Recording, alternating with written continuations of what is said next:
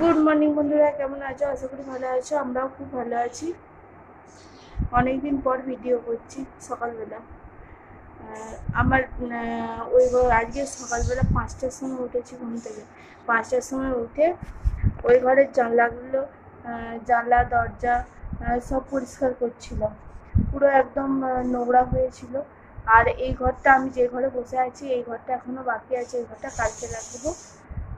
দিয়ে স্নান টান একবারে করে নিয়েছি।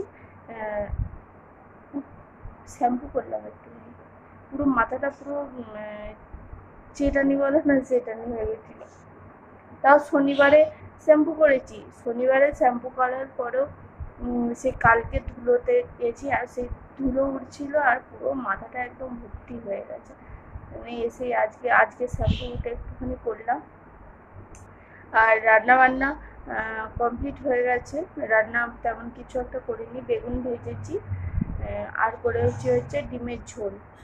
আলু দিয়ে হাঁসের ডিম নিয়ে এসেছিলো, সেই হাঁসের ডিম দিয়ে ঝোল হয়েছে। আর আমি এখানে বসে আছি। চলো দাঁড়ান দেখাই কি জন্য বসে আছি। জামা কাপড় নিয়ে বসে আছি। জামা কাপড় কালকে শুধু গোছ করা হয়নি, আর আজকে মিলিয়ে এতগুলো হয়ে গেছে। এসব গোছ করবো, চলো গোছ করে নিই।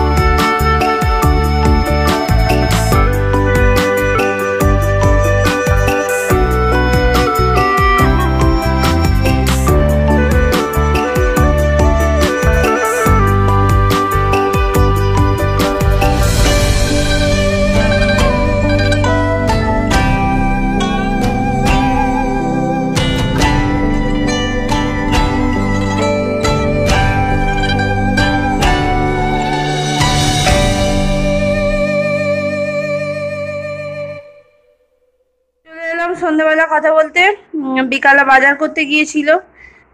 বাজার থেকে এইগুলো নিয়ে এসেছে। এই হ্যাঁ, খুব বেশি নয়, এই কটা নিয়ে এসছে। দুর্গাপুজো উপলক্ষে আমরা সব একটুখানি সাজিয়েছি, সেই সব দেখালাম। আর এই হচ্ছে মায়ের মন্দির। মন্দিরেও সব সাজানো কমপ্লিট হয়ে গেছে মোটামুটি। এদিকে আমার রান্না হয়ে গেছে, এদিকে রুটিও হয়ে গেছে। এই যে এই করে উঠলাম, রুটি হয়ে গেছে। আর এদিকে হচ্ছে আলু পটল ডিম পেঁয়াজ দিয়ে একটা ভাজা করেছি।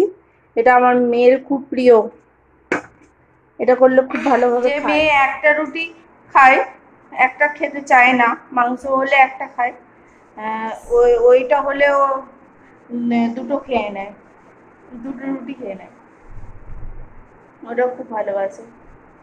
ঠিক আছে, চলো আজকের মতো ভিডিওটা এখানেই শেষ করছি। আশা করি ভালো লাগলো।